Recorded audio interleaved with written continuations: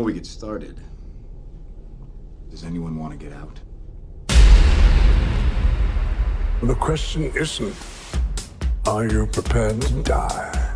The question is, who will you be when you close your eyes?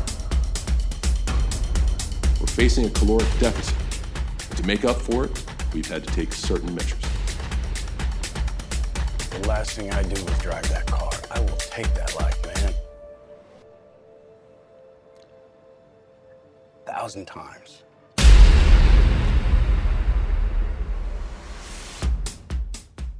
Welcome back, everybody, to another episode of Movie Punditry, and I am a blast from the past, co-host Mr. Rand. How you doing, Mr. Mike? I'm good, sir. I am good. It's good to hear your voice. Good to be with you. Happy New Year to you and everybody else. Happy New Year to you and yours, and Happy New Year to everybody listening. We're gonna jump right into it. We discussed Pluribus on the show? I think we touched on it, but I think it was probably like mid-season. Okay. So we haven't gotten to the end of it. All right. So Pluribus is done. It's wrapped up. And I'm happy with how it ended. And the funny thing is, if we didn't get another season, I'd be fine with that. Like, it was really good, and I know we're going to get another one. But I've come to this place with a lot of these shows where you ain't going to see it for like probably another 2 to 3 years. So, just assume that it's done. And then when it pops back up, you'll be pleasantly surprised. Yeah. Yeah. I mean, part of me finds like this new model of TV frustrating in that, when we were kids, not even kids, when, 10, 15 years ago, yeah, TV shows, you got, 20, 25 episodes a year, every year, show went off the air in April, was back in September. And, yes, we have higher quality. Yes, we have better stories. Yes, we have better actors. Yes, we have basically movie quality shows.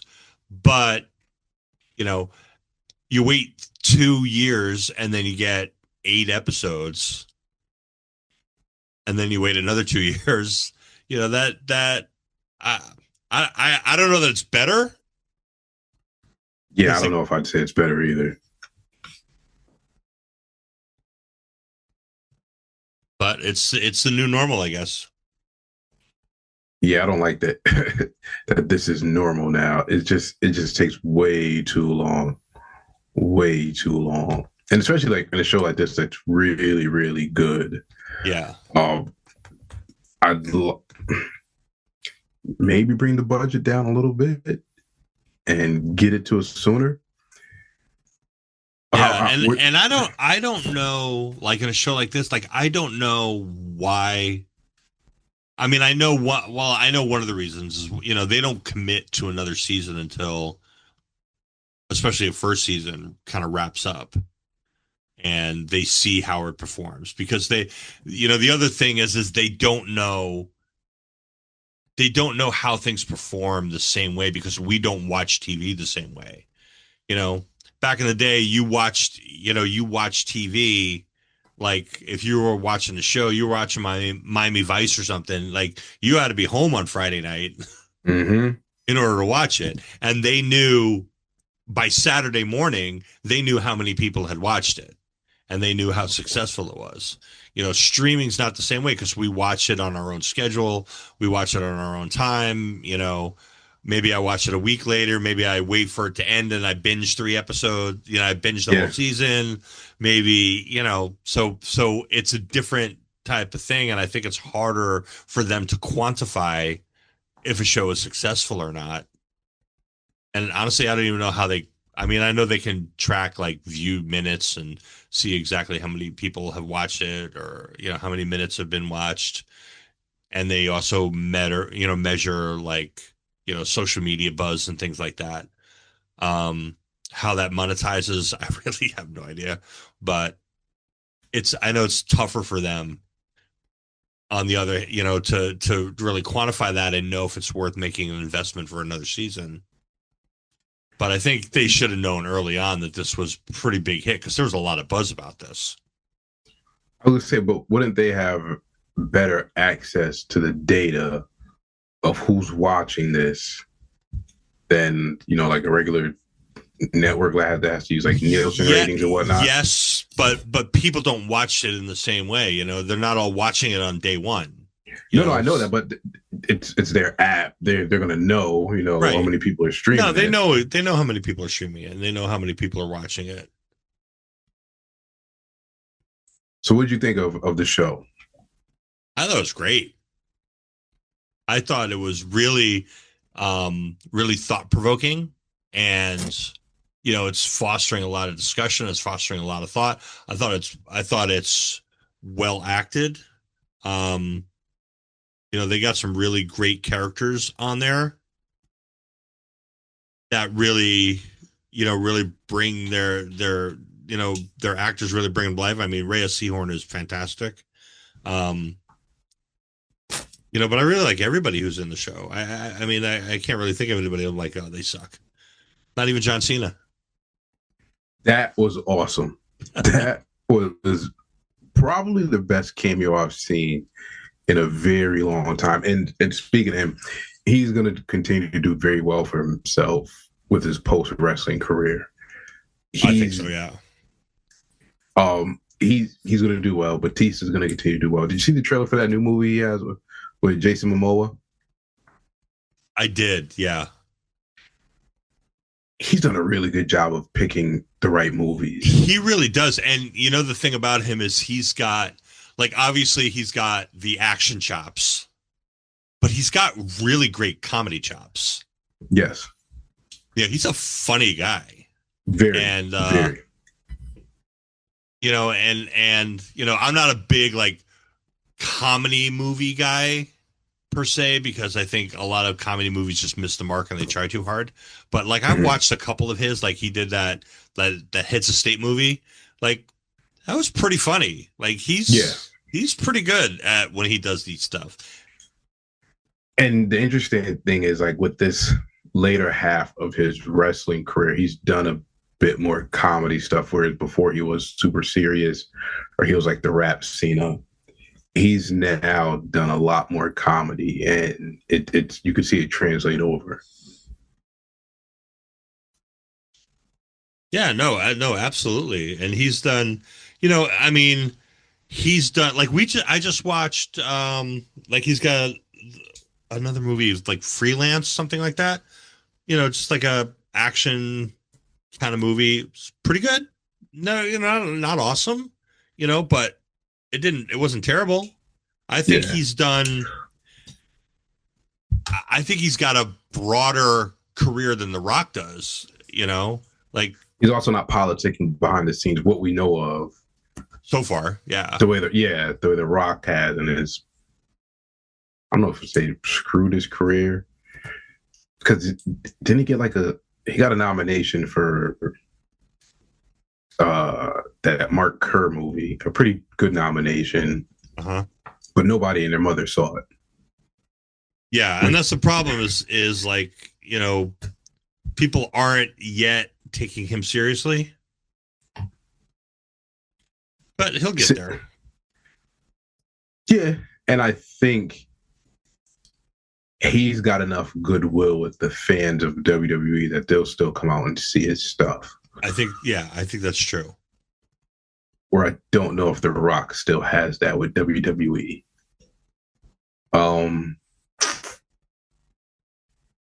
Well, back to Pluribus.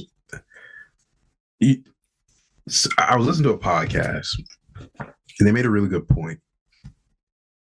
Carol was fine with everything the way it was going until she realized that they were going to acquire the means to make her one of the hive mind. And it made me think, there was so you were cool with the way everything was going. You got your hive mind girlfriend, but the minute you found out that you were going to be one of them, now you want to go back and be a rebel. And it kind of speaks to her selfishness. and it's because she kind of played herself as like I don't want to say hero, but like I'm trying to save the world. But then, as soon as there was something in it for you, you fell right in line. Meanwhile, what was the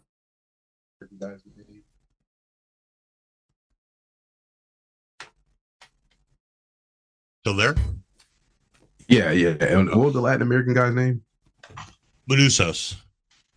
He never wavered. Well, Never I think wavered. I think they've done a good job at showing like the possible responses to what's going on, So like Manusos is like, no way, man. I'm not putting up with this. I'm not talking to you. I'm not taking your food. I'm not taking your free stuff because it doesn't belong to you. I'm not participating with you in any way. And then on the other side, you have like Diabate, who's just like, I'm all in. Send me supermodels, set me up in Las Vegas, get me Air Force One, he's like the other extreme. And then, you had like Kusamayu, who was like, she was putting up with it, but she's like, she allowed herself to join the hive mind. And then you have Carol, who's like she's like kind of in the middle of it. She's kind of like, I don't want it, but it's useful, but she sure got herself it's a not girlfriend. that bad. Yeah. But she was thinking like, I think as long as like it stays like this, yeah, I can live with it. But finding out that it's, they are still going to press forward with trying to get her into the hive mind is, that's when it becomes a problem for her. Yeah. And I don't know, man. It made me look at her very differently. And then the other thing, the guy Diabate, we gotta have some conversations about consent because he is presumably sleeping with some of these women, right? Absolutely. Like there was some cringeworthy moments at that hotel. Yeah. Absolutely. But at the same time, I'm 100% sure that there were people who would do all the things that he is doing. Absolutely. If they were in that situation. 100%. If not worse. 100%. And that's my point, is that like they're showing like different responses that people can potentially have. Right? You have the Indian lady who's like, she lives with it because her kids are infected. And I think didn't they mention that she wound up like going into it? But I don't remember. What no, I wanted to ask you, did it seem like there were moments where Carol's girlfriend was showing like moments of like she was breaking? Zosha? Yes. Well, so and that's the question that I was just about to ask. Like, you brought up consent, and the question is like, are the people still there? Or like, is Zosha still in there? Or is Zosha dead? And this is just her body being animated by this hive mind. That is a really good question. And so my initial kind of leaning was that like, these people are all dead. Like that, like what made Zosha does not exist anymore. And you just have this automaton, this connected automaton that happens to have her memories. And so consent doesn't really become an issue at that point because those women don't exist anymore. But then, like you said, there's this, when she was talking about like the dessert that she liked or whatever. Yes. Like, there was this moment where it's like, she's like breaking through. It's like, oh, is Zosha actually in there? So what I had assumed was not that it was Zosha, but her like hive mind avatar was actually enjoying Carol's company and thinking a bit for herself. Right. Because like the laughter she exhibited, and just the way the way she presented seemed like it wasn't the hive mind. It was just, and not even Zosha. It was just as if she was forming her own personality in this new body. Okay. That's what I was thinking. And it's kind of like the question that a lot of sci-fi that you and I like have asked, right? You know, is like, what is it that makes us who we are? You know, if I take my memories, everything that I know, and transplant it into like a clone body, is that me? You know, or is that just a copy of me that happens to have my memories? You know what I'm saying? So like, are these others? Are they the people that they are? Is that Zosha, or is that just Zosha's body that happens to be running, you know, a software program that resembles Zosha? You know, that kind of thing. And so it's a real question of like, what does it mean to be who we are? What does it mean to be alive? What does it mean to be a person? Without getting like metaphysical on it, you know, from a really, you know, practical point of view, like, are these still people? Did they kill, what was it, 8 million people or 80 million people or something like that? 800 million, I think it was 800 million people who died. Or did they kill everybody except for these 12, these 13? You know?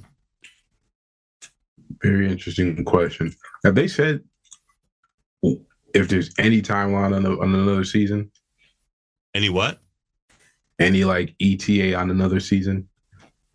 According to like the podcast, it's like they're, you know, it's been renewed, and so they got to work on it. But it's probably, I would say, we would probably not see it until at the very earliest the end of next year. But I would imagine more like early 2027. Wow. Probably. I mean, they haven't started production on it, so. Yeesh. All right, let's shift gears a bit to what we normally talk about, these leaked, not leaked trailers. Leaked, not leaked? Did we discuss? Oh no, we discussed. Wait. No, we texted about the Steve one. We didn't discuss it. We haven't done it in a show. No. I was completely against, because it seemingly it looks like he's the lead protagonist. I think that's safe to say. I mean, I don't know if we know that. Just, I would say from people we trust. I'll say this. When you open up your first trailer and it's him, and we know that the main antagonist is Robert, it kind of gives a feeling of like, hey, let's try to get that old thing back. Maybe. Right? I don't know if Fantastic Four did well enough where they're like, hey, let's let Reed Richards lead the way on this thing. I mean, maybe they do, but if the mandate, and I think we both agree, is, hey, go make us another $1 billion,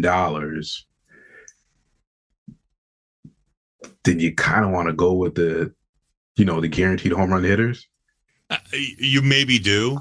I mean, I'm going to be honest with you. I think out of the 5 trailers that have gotten released so far, mm-hmm. I personally, I think the X-Men one was the best one in terms of like showcasing the characters. I agree. Now initially when I read the reports about it being Steve, I was vehemently against it. And then after I saw it, I text you. I think it was the GIF of Brokeback Mountain where they said, "I can't quit you." Because I immediately got all the emotions. I was like, yep, take them all in. Yeah. I'm pretty sure Sam's going to get benched and it's going to suck. Yeah. Yeah. I think a lot of those secondary kind of second line characters, they're going to go back for what works. And that's a failure on Marvel's part. They have nobody else to blame but themselves. Absolutely. The Thor trailer didn't do anything for me. No, not at all. The X-Men trailer, everything I needed. Cyclops in the classic suit, finally make Cyclops look like the badass that he is. Exactly. And I think even the Magneto stuff was good. Oh, that was excellent. It was excellent. And I've read what the Wakandan trailer is. Oh, you've seen it? I've seen it. I haven't seen it yet. I've read it. Yeah, it's not. It's kind of like the Thor one, really. It's, voiceover and a lot of people walking around staring into the middle distance and, without any real engagement kind of thing. So, but I mean, I think we're in agreement that these are not leaks, right? Not at all. This is a targeted marketing campaign. Yes. It's sort of like we're literally for the months leading up to the Pixar release every single year. Oh, there's leaks. Okay, all this stuff is in the boards in the format that it would be as if you were showing it to the press. Right. They know what they're doing. Yeah. You're literally a year out from this film, and you've got to make sure you get the anticipation as high as you possibly can. So now, does this mean are we gonna get something like a Super Bowl or something cohesive? Maybe they'd be fools not to. I agree with you. At least like a cohesive teaser. Even if you just show these throughout the broadcast, maybe give us Doom's face. See, I think they shouldn't. I know they're going to, but I think they shouldn't. You're right. I think leave that for the movie. Yeah. Here's my other thing. I've always wondered this since I was a kid. I have never understood the power set of Doom, that he's this awesome guy that everybody fears. What is it? What does he have? I thought he was just smart and had some electricity. Well, I think Doom's power set has morphed into like whatever his story is, right? I mean, obviously, yeah, he's a super genius. I think in some versions he had the ability to like use dark magic. Okay. Which, gave him kind of a leg up on Reed, who is only super smart and sciencey. Yeah. I think he can, he's got the armor, he's got super strength kind of thing. He's got, some of the books, he's got lasers and force fields and electric shocks. I think there was one version where he could like transfer his consciousness into people. So like his power set, like a lot of the people, like his power set has changed over the years in order to suit plot needs. Yeah. Because all right, there's two things. The more I look at it, it makes you think like you can't. Well, no, Jonathan Majors messed that up. Because I still feel like even with the failure of Quantum Mania, had Jonathan Majors not done what he'd done, that makes for a better story. The other thing is, this dude better be a hell of a lot creative to like, because I just keep coming back to Thanos, like what it took to take this guy down, right? I mean, you can tell anything with any story. But I was having a conversation with a friend of mine, and he was like, how are they going to be able to like justify that Doom requires all of this, the force that they're going to have to unite to fight him? And at first I was like, I don't apply that same logic to Marvel stuff that I do to Batman, if that makes sense. Uh-huh. Like if it's a Batman story, like I'm going to kind of need you to nail down the details. if it's a Marvel's MCU thing, it's like, I'm just here for the vibes. But then the more I thought about it, I'm like, you guys are doing a major course correction, so I'm going to need you to like really make this make sense. And then that's when I started like reading some other stuff, and I just kept going back to Hickman's version of Secret Wars.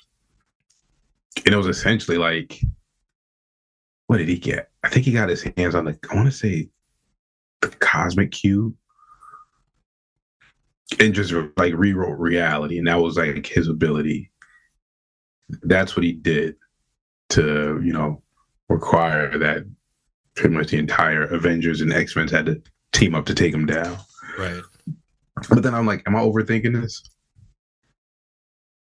Yeah, probably, because they're probably going to take bits and pieces. I mean, the one thing about Doom that's convenient is that he kind of threads throughout the whole Marvel universe. Because he, obviously he's a major Fantastic Four guy, right? But he's also had interactions with the X-Men. He's had interactions with the Avengers. He's had interactions with Thanos. He's had interactions with Spider-Man. So he's really kind of weaved his way throughout. And if they're doing this multiverse thing, that I guess that plays in a way. I don't know. I don't know like which universe this thing is supposed to take place in, or it's going to take place in multiple ones. I really don't know. We know like Fantastic Four happened in a different universe and he was there. But now they're in our universe, so it's,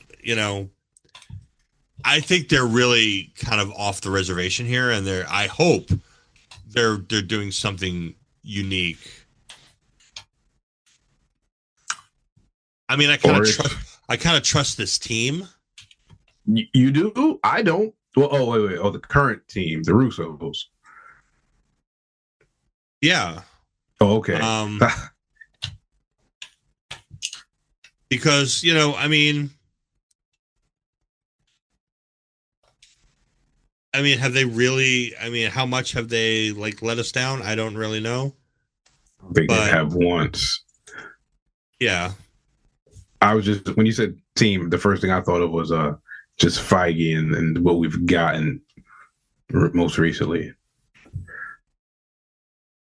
No, but but Feige and the Russos, and Steve McFeely, they've had more wins than losses. So, I don't think they've had any losses. Right, that's what I'm saying.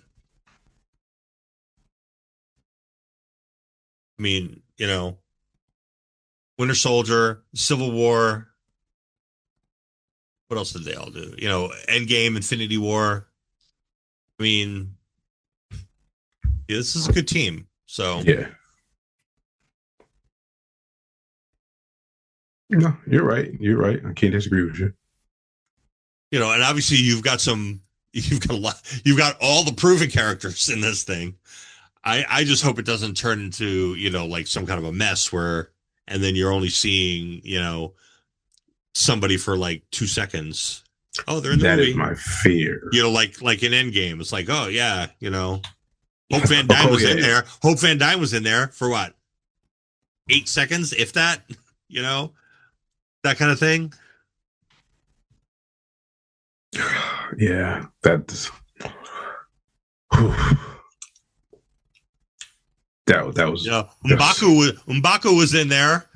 I saw him running next to Thor. He yelled. Yeah. Sam had on your left. Although he was featured in the trailer, so. Then he stabbed something with his wings. Was it Cull Obsidian? Damn. Yeah. Yeah. Mind you, Tony couldn't beat him with a full suit, but Sam just had to stab him with his wings. I guess. Mind you, his non-vibranium wings at that, too. Oh, they were in his vibranium wings? No, that was before the Wakandans gave it to him. Oh, okay. I don't know. Like I said, I wouldn't go see it in the theaters, but I'll probably have to. Oh, I'll definitely go see it in theaters. I just don't have high hopes for this. I'm just mad that Sam's going to get sidelined. That's really it. Yeah. Dang. You know what I wonder? What's that? When they originally got the script for whatever Brave New World was supposed to be, and we kept hearing about all these reshoots, and they finally watched the finished product, and they're like, "Yep, this is what we're going to put out." Like, I went back and rewatched that. I'm like, this is literally a watered down version of Winter Soldier. You just don't have as cool of an antagonist as Bucky was. Right. And then, like, to give us this Hulk thing, like, it overshadows Sam. It did. And I really felt it was unnecessary. Like, you did not need Red Hulk in that movie. No. You could have come to some other thing and not, and still had Ross be the bad guy, so to speak. Yep. But you did not need to go with Red Hulk at that point. Like, the villain just doesn't fit. No, it just derailed the whole movie. You had this movie that's about, dealing with the repercussions. It's kind of an extension of Falcon and Winter Soldier, dealing with the repercussions of all the things that have come in the past, dealing with the repercussions of Civil War, of what they did to Isaiah Bradley, with, what they did to, what's his face, the guy with the big brain there. All these repercussions of everything, and then all of a sudden it's just like, oh yeah, it's a punch a movie, at the end. Like, you could have really picked up that Sharon Carter stuff and went on with that. Yeah, absolutely. I would have rather seen that. Yeah. And it was like, nope. Just have him fight the Hulk. Jeez. Yeah, they could have made it like another political drama like Winter Soldier. Like, you want to make another Winter Soldier? Then make another Winter Soldier. Exactly. I don't commit to it. Yes. Oh man. All right, folks. I'm getting upset again. Mike, it's 2026. What were your favorite shows this year? 2025. Last year? Yeah, last year. Man,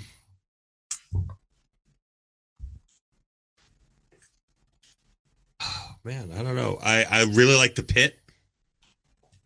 I mean, we're talking like 20, 25 shows, because probably my favorite thing was Severance, but it was a 2025 show. That's 4 years old. Yeah. Well, but I watched it last year. Season 2 came out 2025. What's that? Season 2 came out 2025.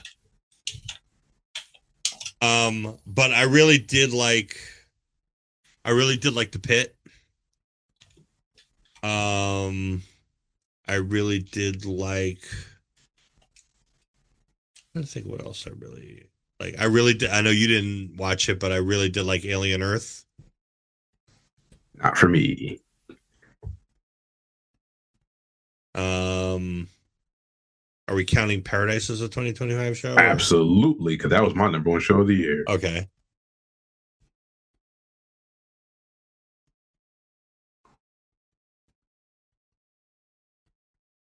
I think what else? Maybe some streaming stuff.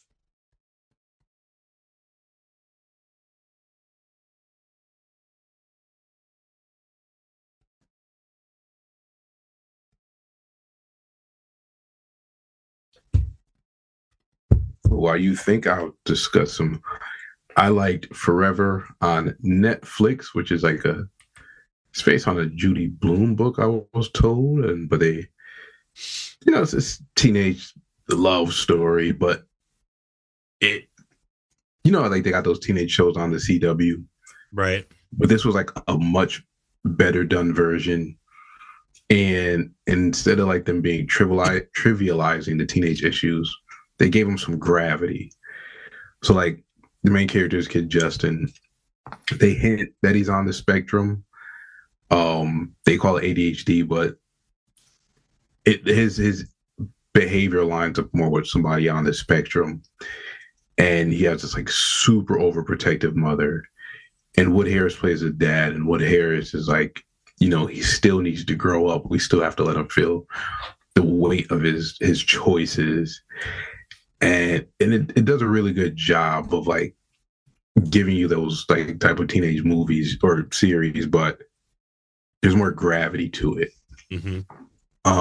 I really enjoyed that. I'm just scrolling through my Netflix right now. I'm gonna hit myself in the face because like I completely blanked on my favorite show of 2025, which was Andor. Oh, I forgot that was this year. That was excellent. That was excellent. I also really liked Task. What was that? Which was it was like a mini series, it was like a 1 season, one and done deal on HBO with Mark Ruffalo. Okay. It was about this. He plays an FBI guy who they're sent on a task force to investigate like a string of robberies of drug houses.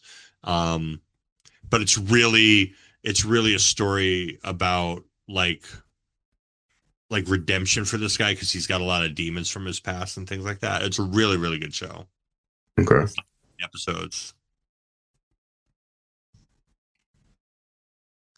Just looking through. I think those might have been my shows.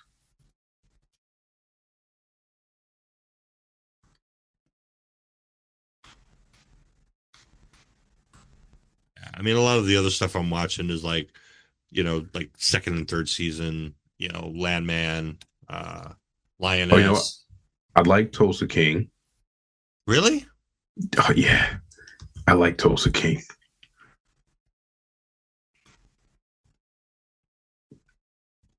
And normally, like, I'm not a fan of like those Taylor Sheridan shows. But yeah, that's like the one Taylor Sheridan show I don't like. Wow, that's not true. I wasn't like big into like the 1888 and the 1923. Like I didn't really vibe with those. I mean, but I loved Yellowstone. I really like Lioness. I really like Landman. I started Lioness, but I never finished it. All right, you come up with your top shows? Yeah, like I said, I mean, Andor season 2. I mean, I'm counting it because it's a very different show from season 1. Pluribus, obviously. Mm-hmm. Task, I thought was fantastic, and The Pit. I think, like, to me, those are really the ones that really stood out to me as just really top notch kind of shows for this year. Let me check Apple TV because I watched a lot of stuff. Oh, Foundation season 3. How could I forget that? That was probably my favorites. Definitely top 5. Yeah, definitely top 5. What else was up there? I find myself watching a lot of stuff up there. See, I'll say Paradise, season 3 of Foundation, Pluribus, Severance, and Andor. I think this was a good year for TV. It was. I think it was a great year for TV. I think a lot of shows like kind of came out with like quality seasons this year. And not that they weren't, but I think like Severance season 2 was better than season 1. Andor season 2 is way better than season 1. Yeah.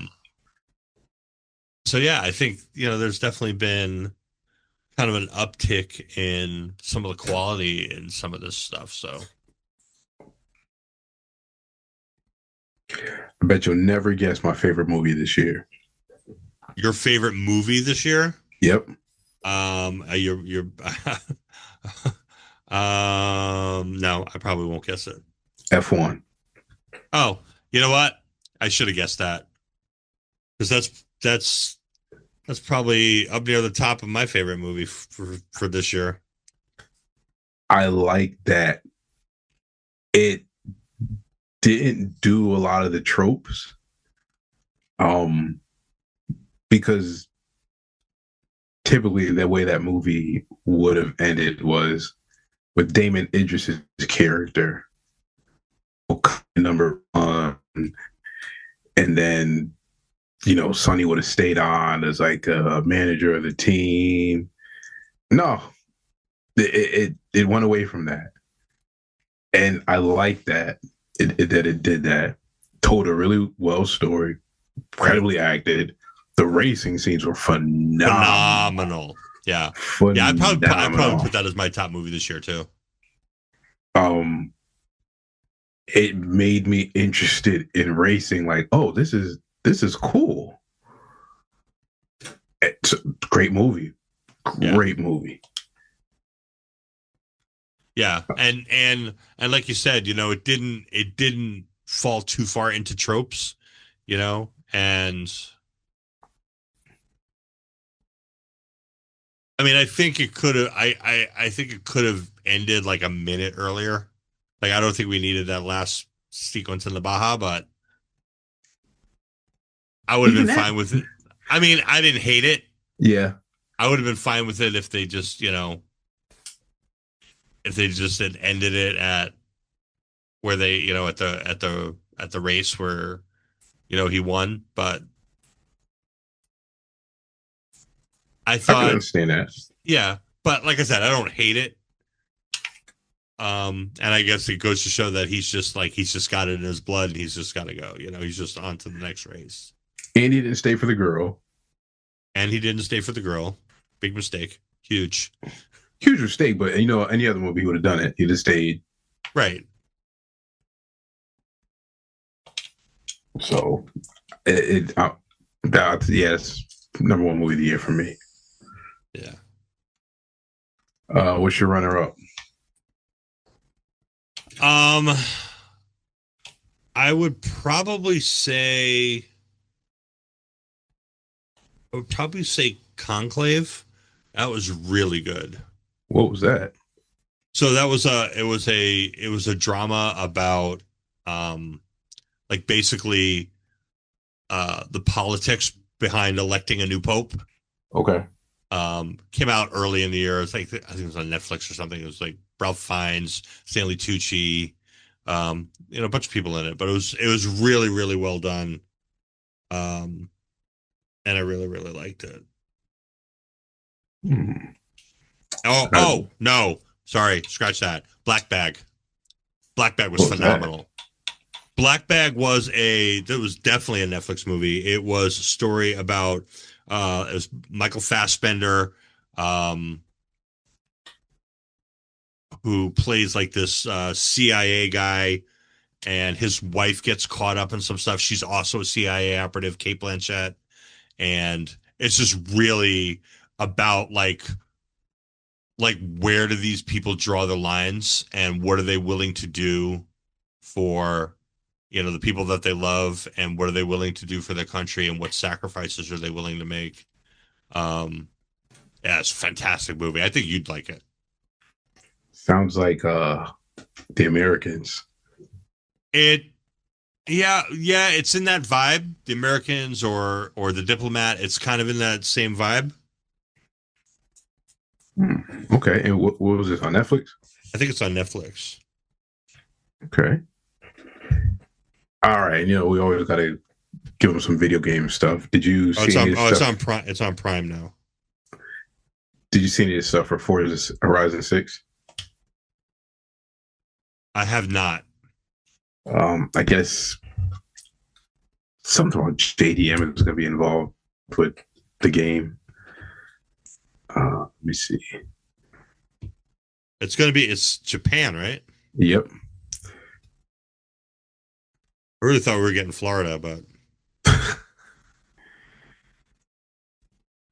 let's see. Let me pull it up.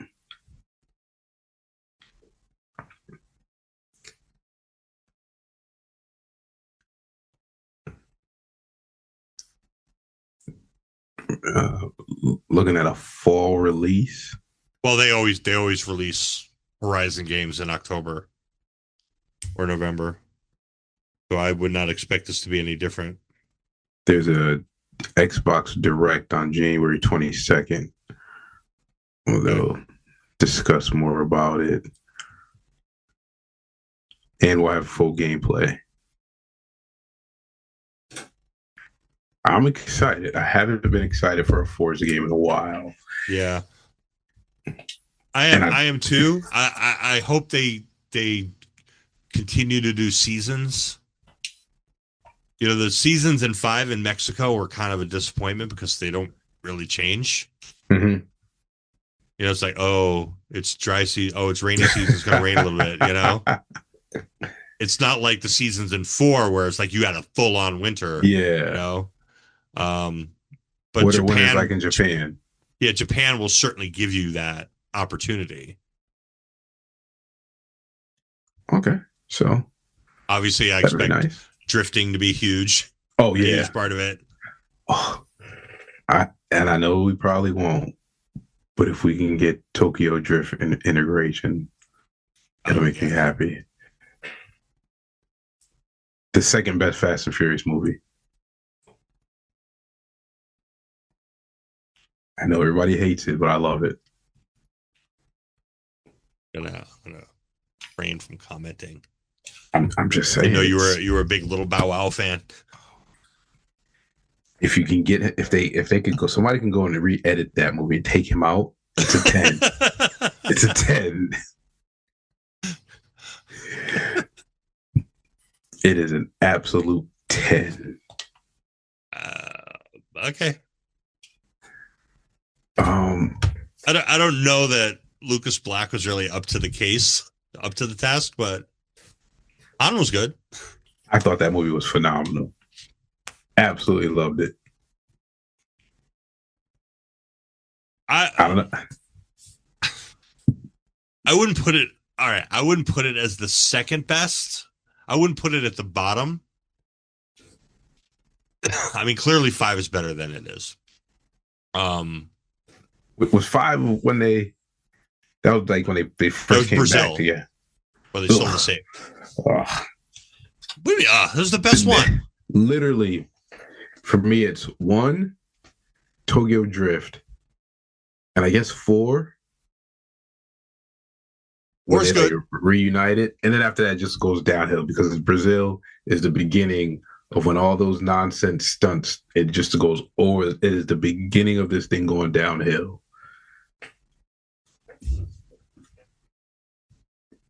I have no love for that I think movie. 6 was kind of the beginning of it going downhill. Mm-mm. They hooked up them safes to them cars, and I was like, I see where this is going. That was awesome. That was great.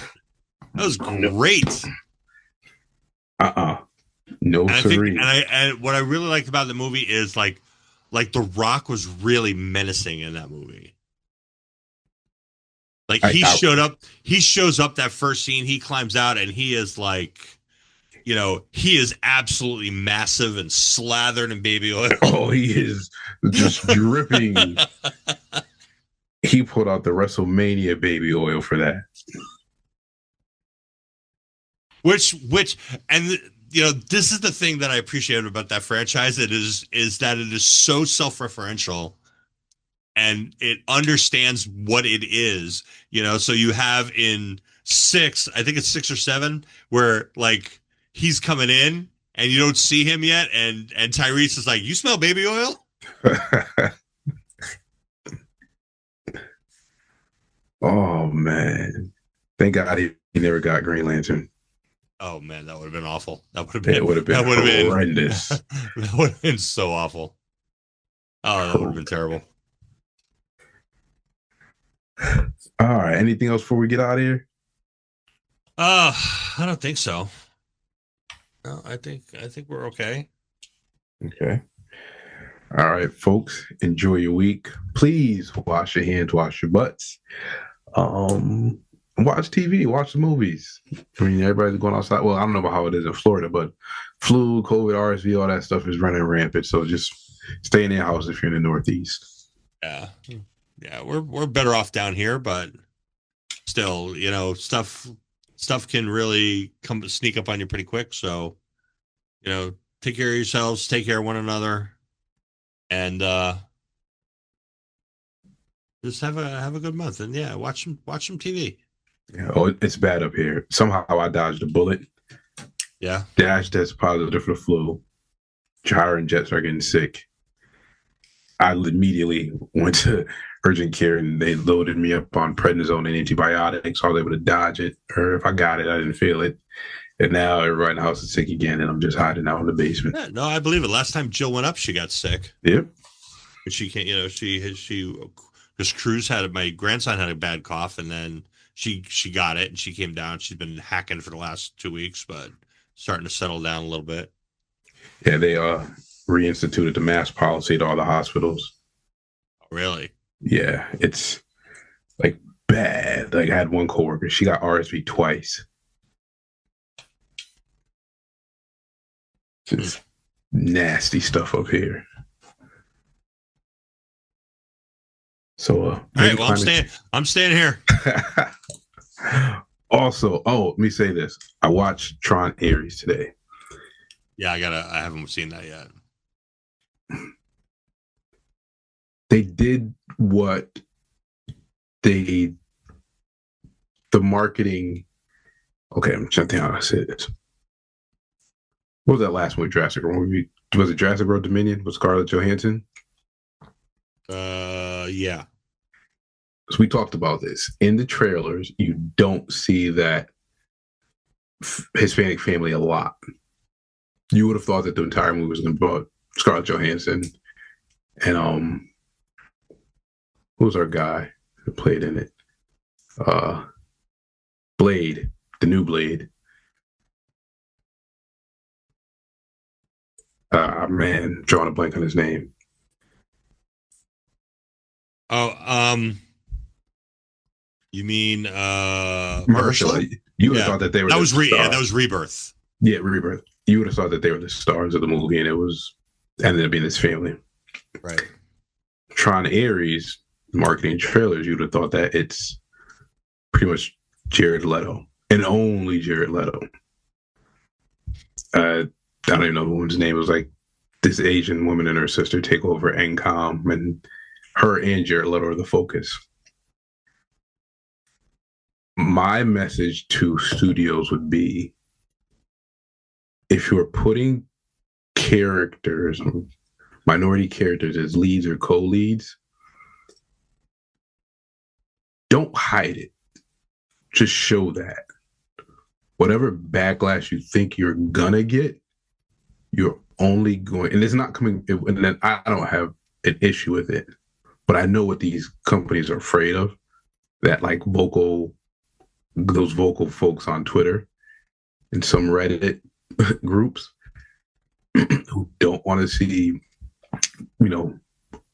anybody who's like not a white straight male as the lead. Just put the trailers off who's in the movie and let folks decide from there. I mean, and who decided like I could see it with Jurassic World because Scarlett Johansson's a big star. Yeah. And Mahershala Ali's got, a big star. And I could see you wanting to put them front and center in your marketing. Who's thinking that Jared Leto's going to sell a movie? Yeah. And I remember the trailers for that film not being memorable. It's not bad. Okay. It's not bad at all. It sticks to the theme of what we talk about a lot. I'm like, what does it mean to be alive? It's done very well. You don't see the kid from Tron Legacy is not in it at all. No. There's some callbacks and some shots of him. I don't know why, because I liked Tron Legacy.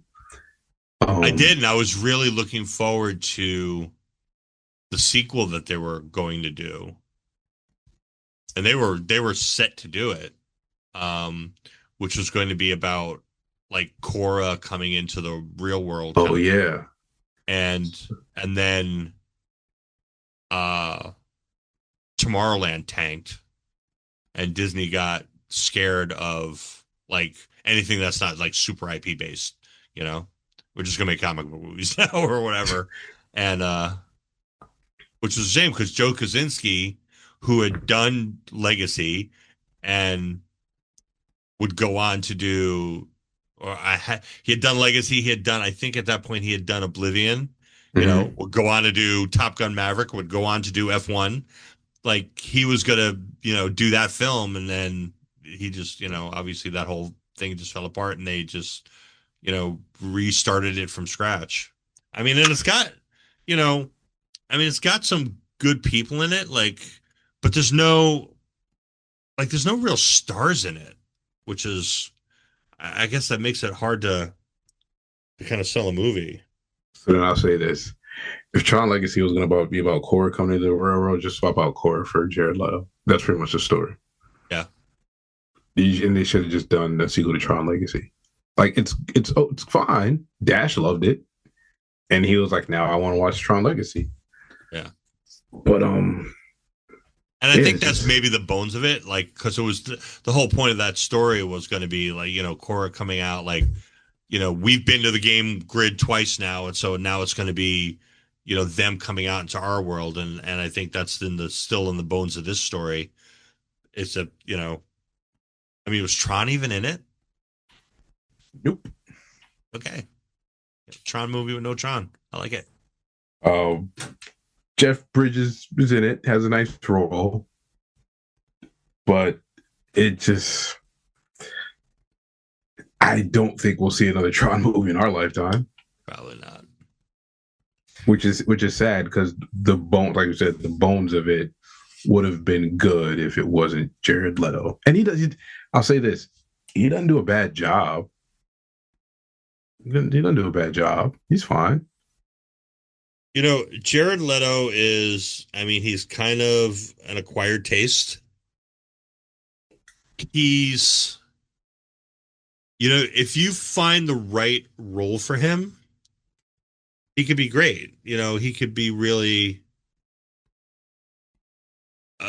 a good character in the right, you know, movies. But, you know, Morbius wasn't it, obviously. I don't blame anybody. I don't blame any of the actors in those Sony non-Spider-Man movies. Yeah.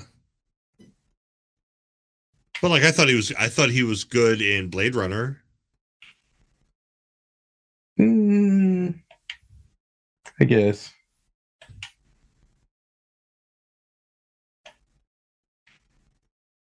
I don't know about that one. What else is he in? He did a bunch of stuff like kind of earlier in his career. You know, obviously he was Suicide Squad stuff. You know, he was in, what was he in? He was in like American Psycho. He was in Fight Club. He had a small role in that. He had a small role in Phone Booth, which was a really good movie. Did he have a band? Yeah. Yeah. What was it, like 5 seconds to Mars? 30 seconds to Mars. Yeah. He might want to go back to music for a little while. Although Trent Reznor kills it in the scores are phenomenal. Yeah. Yeah. It's absolutely phenomenal. But yeah, so maybe your views will help us get at least a Disney Plus Tron, not Tron Legacy. Well, yeah, watch Tron Legacy, watch Tron Ares, and hopefully folks watch it enough that they just give us something on Disney Plus. I guess. And I think watch Tron Uprising. You ever seen that? They suggested it, but I don't know if I do any cartoons.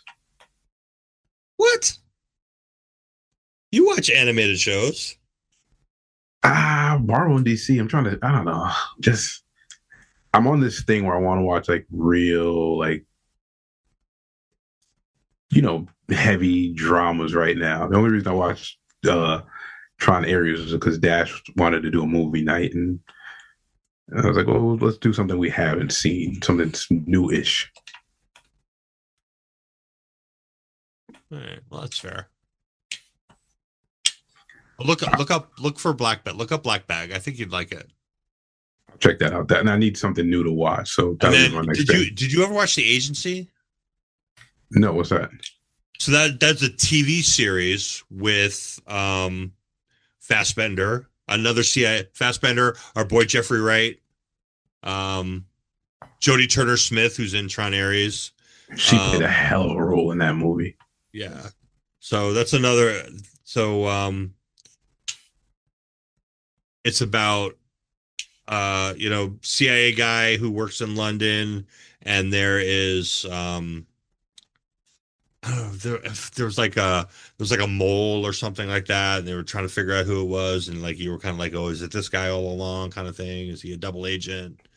It's kind of like a mystery, suspense thing.